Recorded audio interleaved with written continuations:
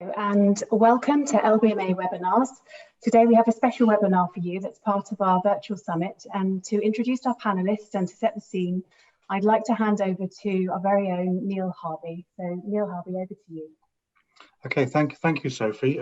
Thank you for taking the time to watch, to listen to the discussion that we're going to have. The purpose of this webinar is really a follow-up in some ways to the webinar that we did earlier on in the year with Jen Pazer from Resolve, where we had a look at what were the challenges in the ASM sector in light of what was happening with COVID and the challenges that the sector was facing because of COVID. And we always thought it would make sense to return to this subject. And we know nobody predicted that the problem would be lasting this long with COVID. So we thought it would be an opportune time to actually revisit what's happened in the sector, what are the developments, what are the trends, what is happening. So that's what the purpose of this summit is, and but also it coincides with the launch of the Craft Code version 2, which is something that the LBMA has been supporting since the Craft Code group was set up, and this is a code that really helps. It's a tool to help the ASM sector really sort of do the right thing and get things right and to support them. And joining me today, I've got Dr. Kevin Telmer of the Artisanal Gold Council, and who most of you will probably know Kevin. He's well known in this sector, but also Matthew Chambers. Here he is representing his company, Chambers Federation, but Matthew has also done a lot of work with the Alliance for Responsible Mining, which again most of you will know, and there's a lot of people probably listening to this webinar who are also familiar with the work of the Alliance for Responsible Mining. So looking forward to hearing what these guys have got to say. But before we go there, I would just, Sophie, if you just put up the first slide. Thank you. And this is in-house style, but it is a very bleak and it's a very stark slide. There's just two numbers there. The first number, less than 5%, that is how much of the artisanal gold being produced around the world is going through LBMA Good Delivery List refiners. This is the number we presented in Shenzhen when we were still allowed to meet in person.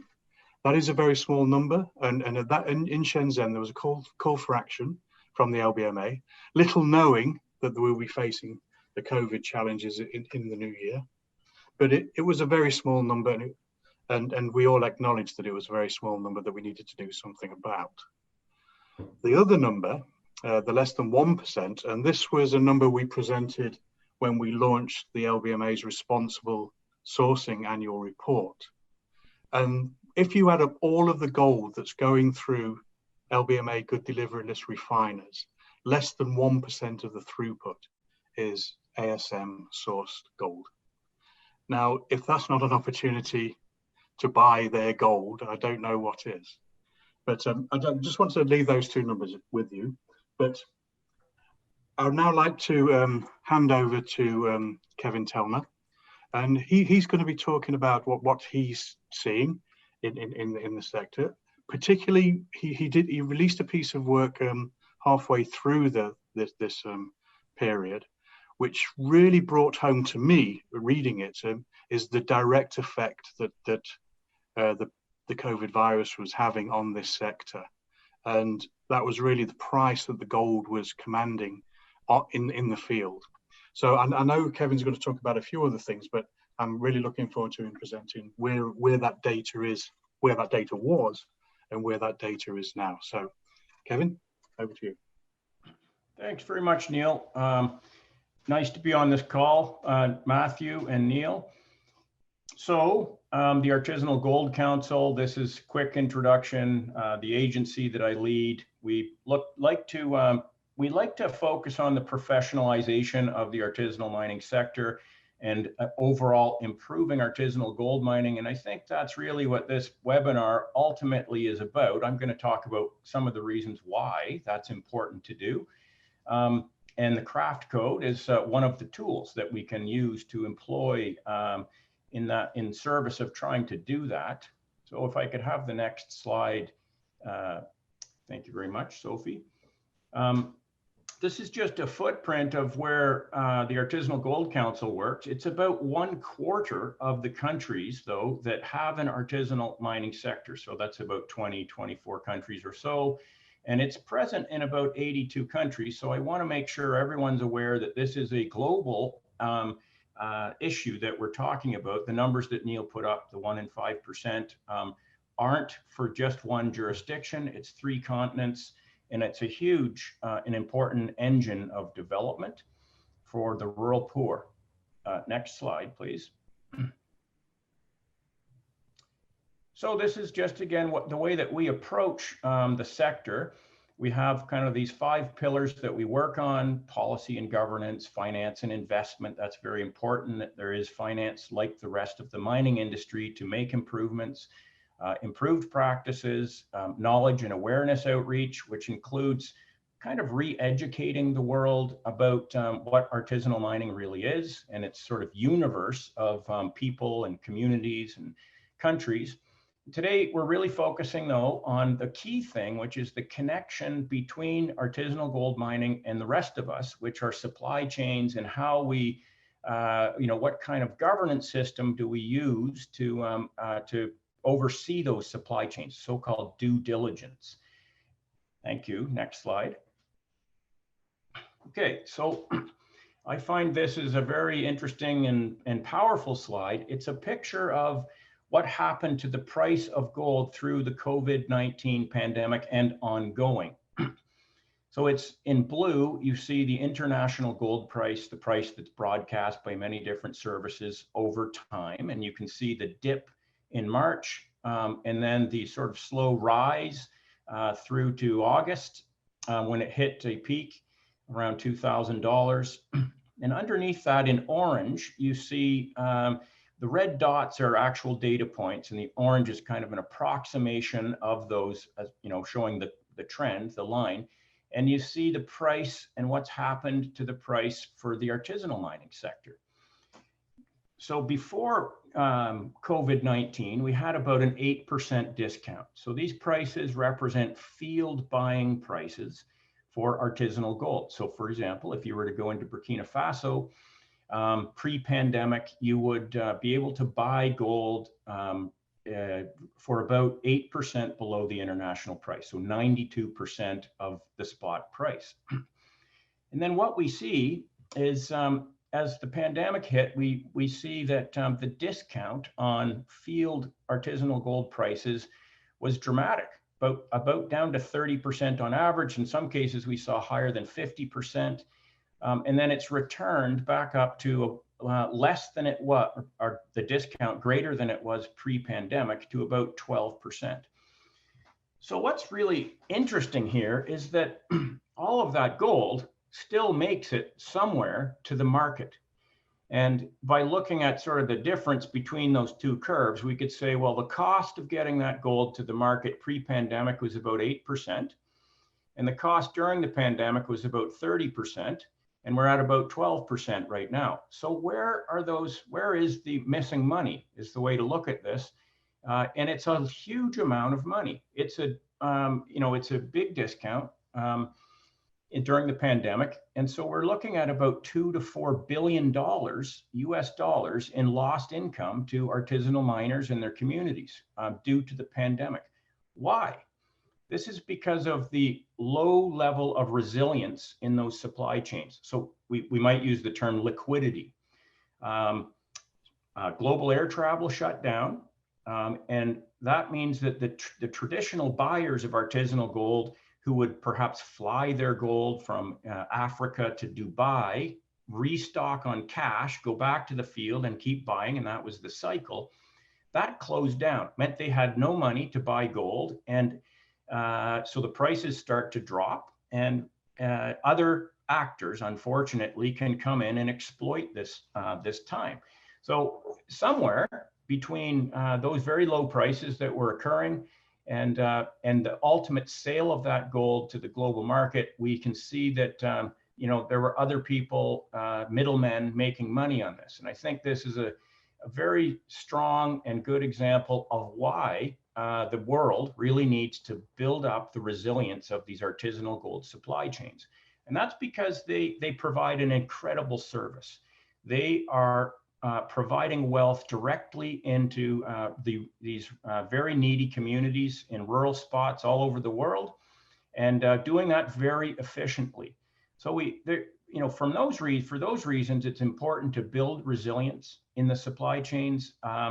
And there's other reasons, such as we would really like to be able to make sure that this gold is being produced responsibly and able to deliver it to responsibly interested consumers. Just give me the next slide, please, Sophie. So this is a slide, and this is a lead up to sort of the craft code that describes what's happened in terms of getting gold to the international market over the last decade, the increasing complexity of doing this. So over the last 10 years, the international gold market has introduced these new regulations, standards, requirements to mitigate the risks associated with gold extraction and trading. Well, risks to who? And the reality is this is more or less the developed world deciding, hey, this is how we want our gold produced. And we haven't considered enough that we need to help those who are producing gold, those very legitimate actors in the gold production business. So that's most of that is artisanal miners. We need to, we can't do this unilaterally. We need to work with them and help them to be able to meet these new regulations. And it hasn't happened in a sort of a symmetrical way. So the introduction of these things and their ability, the artisanal miners' ability to meet these new requirements. Next slide. So this is my last slide, and it's just a summary really of where we're at in terms of giving the artisanal miners having access to the gold markets.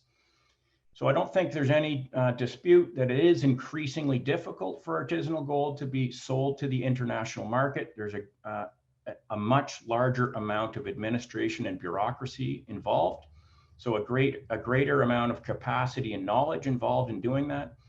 And unconnected, the artisanal miners are certainly more vulnerable to the conditions imposed by the black market.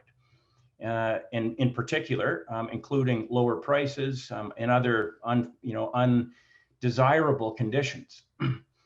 So luckily, there has been, in the spirit of improving this, I think there's broad agreement, including the LBMA, that progressively developing practices to meet these OECD and LBMA standards, everyone agrees that this can propel the gold sector towards greater economic and social values. And this introduces the craft code. So craft is an open source. We're going to hear more on this from Matthew. Craft is an open source instrument that's designed for the artisanal gold sector to implement that OECD guidance. And it's great. It's open source. That means it can be adapted to local conditions. It can be used and sort of reworked by any organization that that wishes to do so. It was produced through a multi-stakeholder group of interested parties, of stakeholders. And so these codes, that's OECD, LBMA, and the craft implementation of those codes, they purposefully include and encourage and engage to improve strategy for artisanal gold miners and artisanal gold supply chains. What does that mean? It means we don't have to wait till they're perfect until we can buy their gold. We can work together with them. And there's a very clear set of strategies on how to do that. So we can engage now with the intent to improve and bring them into full compliance with these codes. And ultimately, our sort of mantra or slogan for this effort, this global effort, is that we really need to buy their gold. That is the solution. If we don't buy it, and we don't find a way to buy it and help them meet these criteria and sort of comply with our responsibility codes, then we're leaving them in the hands of the black market. So I'll conclude with that sort of slogan. Ultimately, we really need to up our efforts to buy their gold. Thank you. Okay, so thank you, Kevin. And I'm going to throw you a curveball here before I move over to Matthew. Because again, I like numbers, I like facts. I noticed that you highlighted Mongolia on the field price that didn't drop off as in other markets like Burkina Faso. Is there a specific reason why Mongolia didn't drop off? Yes, and that's a fascinating data set that we have created. So first, let me say that we need globally, a lot more of that has to happen. I mean, the artisanal gold mining sector is just so data poor compared to the rest of the gold sector, where you can see the price of gold fluctuating on a minute basis.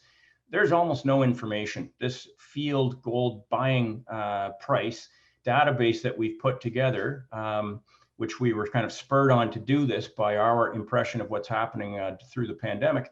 I think it's the first one in the world. So you'd be hard pressed to find any historical data that was collected purposely. So just I guess an awareness thing, we really need to increase the amount of information coming out of the artisanal mining sector. And why is exactly feeds into your question, Neil. So Mongolia, I mean, you can ask questions like this when you have data like that. Mm-hmm. So Mongolia has a state buying program. It has a formalization program, and the sector has actually put significant efforts into organizing. There are associations, mining associations, well recognized by the government. So the answer is that the prices did not get discounted so heavily there because the sector is relatively formalized, relatively organized, and also the Mongolian government was very quick to respond to the pandemic lockdown, and they really did an excellent job on limiting their exposure to COVID-19. So those factors came into this, and things kind of, because the state is involved, there was no lack of capital that caused this great discount to happen. Yeah, thanks, Aaron. And again, I just think it highlights what we're trying to do here, is if we do it right, you see the direct evidence for doing it properly. Yes. And so, okay, so that leads me nicely into to hand over to Matthew. And how are we going to get the people to buy their gold, Matthew? Right. Well, first, let me explain what Chambers Federation is. We're impact investors, and I'm actually calling in today from Goma in the Democratic Republic of the Congo. And here we've invested into the midstream, creating an export office and helping aggregate responsible gold from the DRC. So if we're moving on to solutions,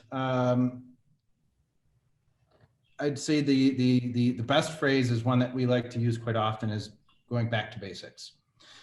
And one of the key elements that we've seen missing is engagement of the financial sector. That banking industry, large international banks, they're just not part of the conversation as they need to be. And this is often when we're talking of risk mitigation and the worries that downstream will have, it always ties to their banking relationships. They're worried about putting those relationships and those loans at risk. And sourcing from ASM, sourcing ASM gold can be risky, but it is a risk that it's either we confront it directly, or through our own negligence, allow it to seep into formal markets indirectly. One of the challenges that we've had here in the DRC is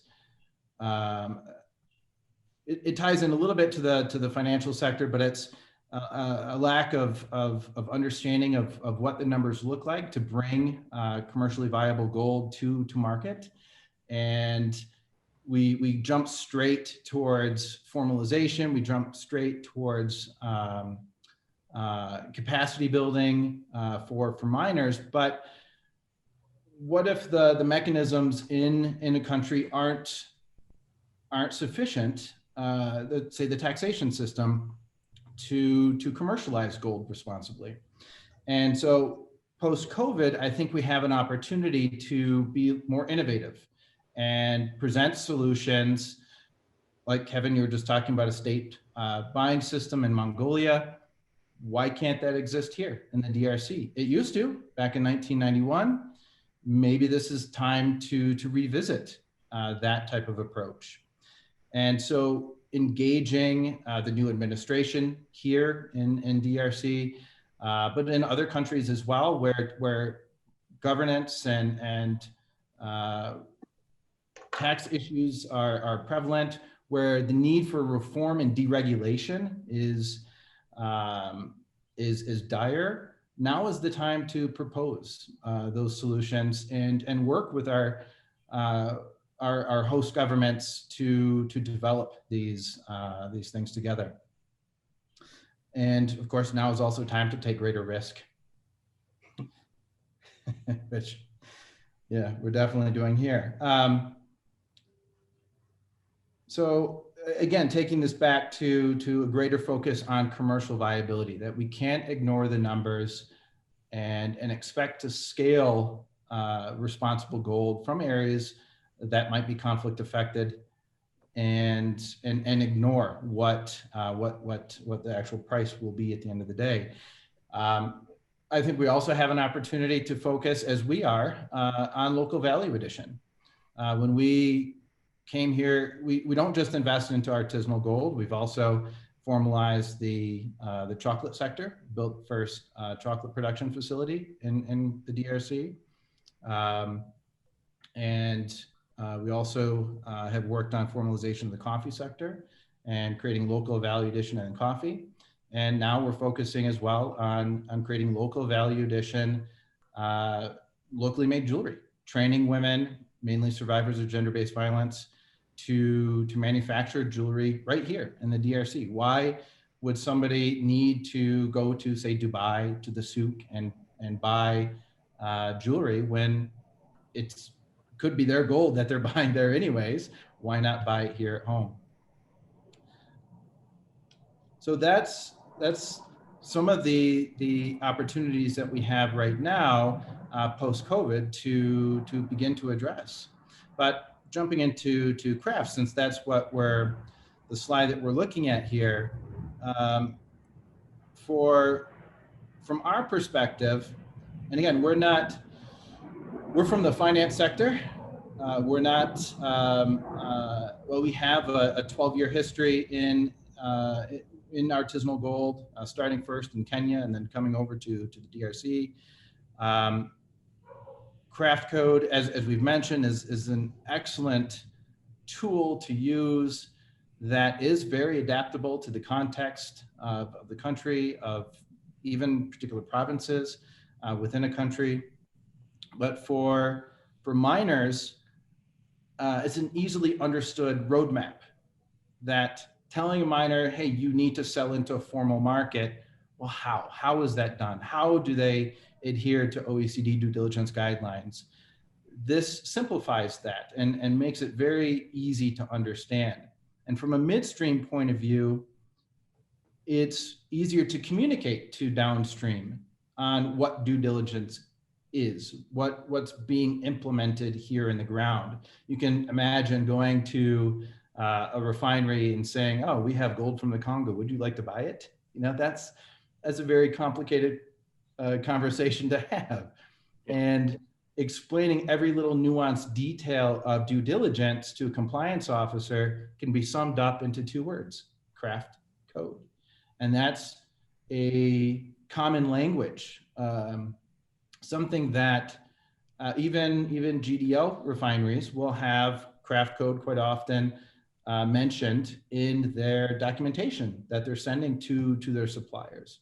And so to have that common lexicon, that common approach that the market already accepts, that the market already understands, it makes that conversation so much easier to blend together, to make that conversation move forward and make that gold sale possible. Yep. Okay.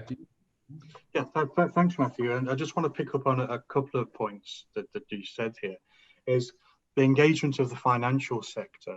And obviously you represent the investment there as well.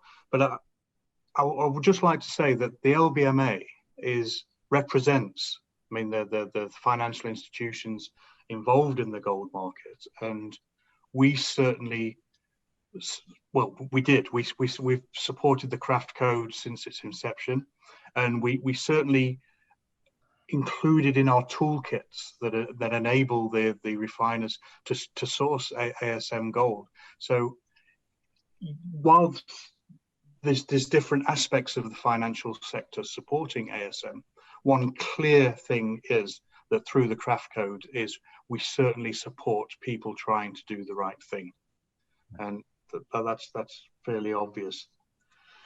The other thing is, and you mentioned about it, is since we've been doing this, there's been two models that we've come across. There's the donor-funded model where to get things up and running, but there's also this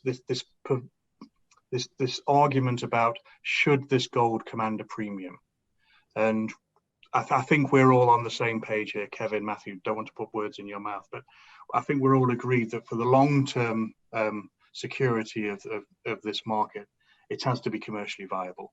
And that commercial viability is also something that appeals to the financial market, is that it's self-sustaining. It's doing it because it's the right thing to do, and the commercial model will support it. So, for example, there's a lot of initiatives at the moment in this sector, but I'd just like to shout out to the commercially viable conflict-free gold initiative, which is really trying to make sure that we're all speaking the same language. And certainly the craft code reinforces the fact that we are speaking the same language. So Matthew, you've made a few suggestions here about how do we move on from here? What's going to happen next? Kevin, is there anything you would like to sort of highlight that we should be doing in this sector? Yeah, well, it's a fascinating conversation. We're touching on a lot of things. State gold buying, for example. You know, state gold buying has quite a mixed record. So we have to look at what works in terms of state gold buying and maybe what has not. There's certainly examples of that as well. But really that's about de-risking. So the state can play a big role in de-risking. That's kind of what's happened in Mongolia. And in order to have the financial sector, or I would go so far as to say those sort of members of the LBMA be able to get to the level of comfort that allows them to engage, there has to be some de-risking. So moving forward, I think that's a major. We need these projects. I don't want to call them pilot projects. I think they do need to be entirely commercially viable. So let me just say something on that. There's lots of space for niche markets, jewelry markets, mom and pop shops, or even slightly bigger that have this desire for responsible sourcing and to tell that story to their clients. But when you look at the aggregate size of the artisanal gold sector, it's producing about 20% of gold, 82 countries. That's not an adequate model just to move forward. We have to be able to produce the gold commercially viable, like all the rest of the gold, like it's what is already happening. You saw the discount that's already going on. That's actually a map. The price discount, there's a map for, well, how much money is available for initiatives like the ones that we lead and the ones that Matthew is interested in, and the Alliance for Responsible Mining and others. That's a measure of how much money, how much margin is available to be able to source and deliver to the market responsible gold. 8% of $20 this is pre-COVID, 8% of 20% of the world's gold production is a huge number. Mm-hmm. So if you look at it like that, there's billions of dollars. So that should allow it to be commercially viable. And the premium market, I think, is a little bit of a misleading approach. And it's easy, it's easy. It's an easy one to tap into, but it's going to remain niche, at least in the beginning.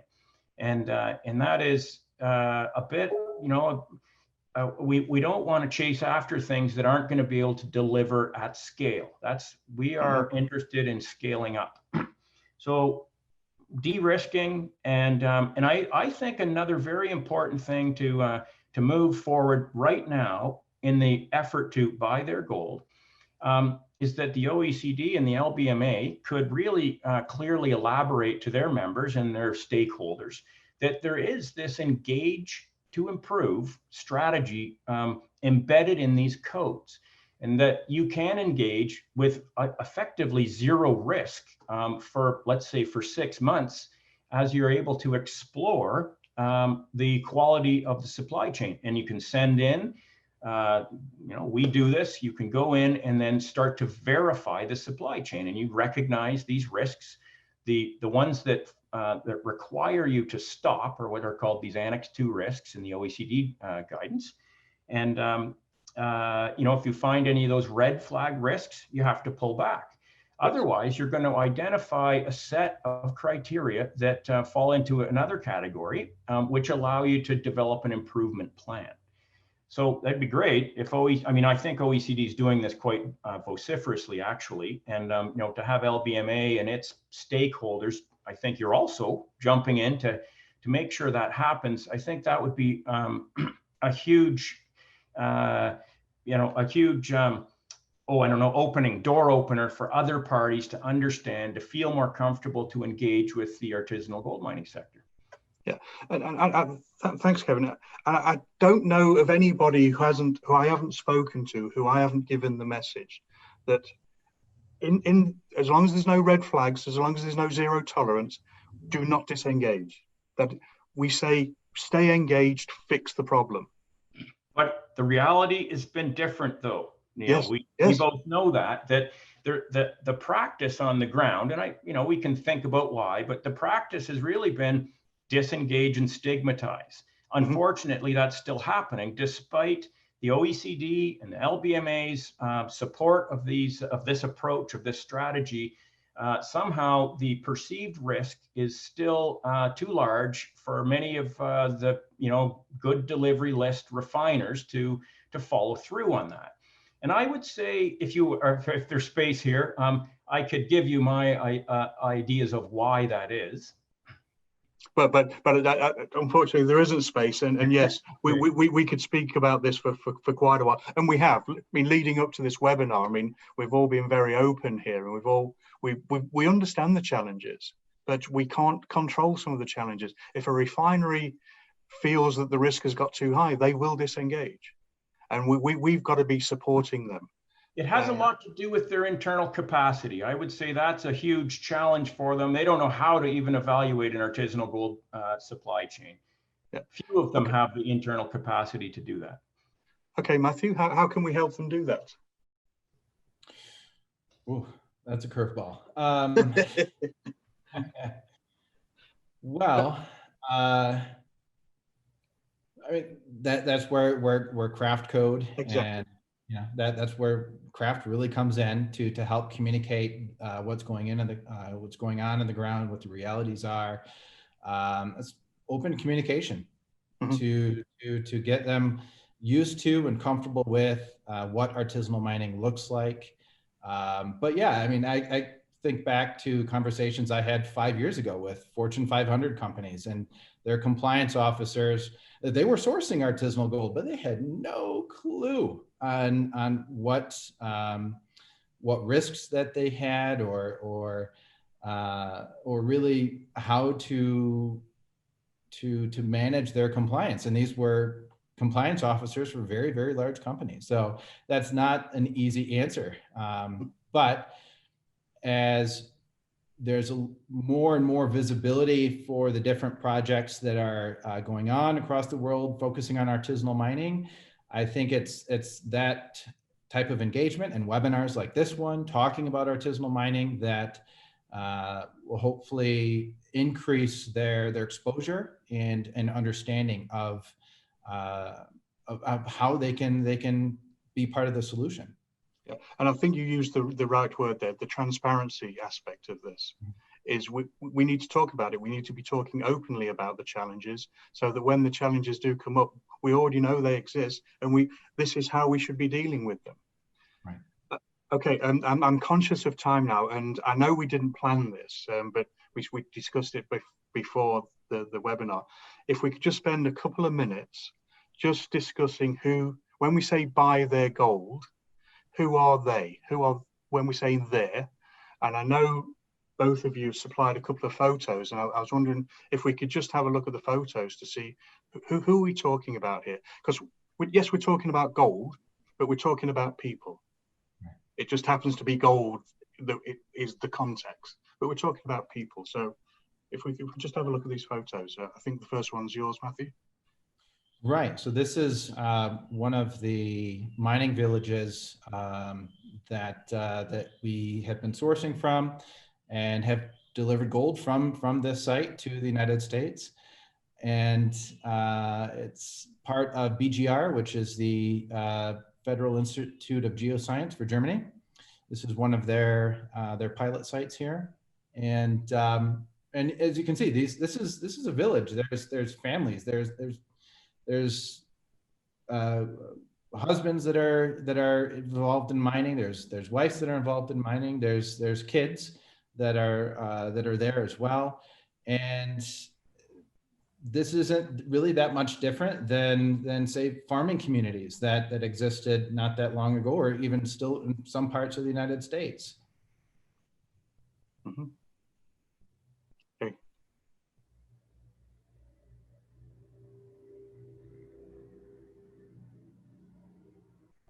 Yep, that's the reality. Yeah. Okay, so Kevin, I believe this is your photo. Yeah, so you're asking, when we say buy their gold, whose gold? You know, this gentleman's gold, for example. So he's been working, this is Burkina Faso, and this is actually a mercury-free sort of responsible processing system that we've put in. And we've worked with him and his group for many years. And so we are trying to connect them directly to the international markets at a commercially viable level. And as Matthew pointed out, these are people. They're villages. They contain many services. There's a whole universe. There's a society of people. It is very much like what people might imagine as a farming village. So there are communities, there are associations of people that are producing gold. They're making a great living at it, typically, relative to their other opportunities. So we want to continue to encourage that. It serves a very big function as a development engine, just like it did 100 years ago in Canada, Australia, United States. It's a source of wealth that upwardly mobilizes people. So we want to buy those people's gold. But how do we do that? We do need to think about, to do this at scale, there has to be aggregation. I think Matthew has mentioned this. He's trying to set up an aggregating center.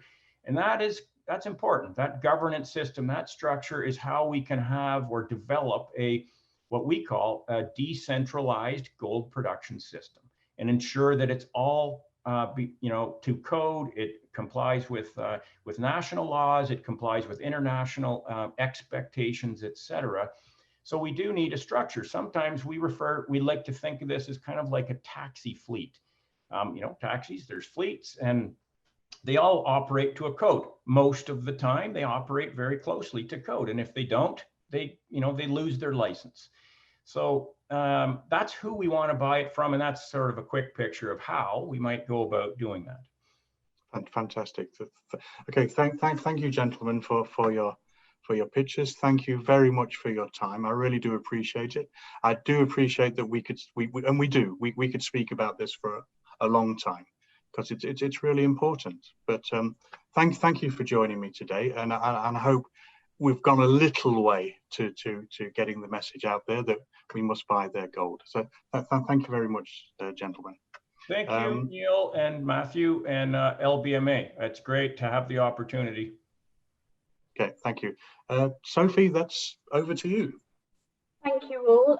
If you have any questions about today's webinar, or if you have ideas about a webinar you'd like to see about responsible sourcing, please contact Taylor Birch at the address you can see on the screen. This webinar will be available online on our virtual summit microsite, along with all the other webinars that we have dedicated to responsible sourcing. And to coincide with the release of this webinar, Alliance for Responsible Mining have contributed a blog on the craft code, which is also available on the microsite. We will be releasing a blog on their call to the industry too soon, so please watch out for that.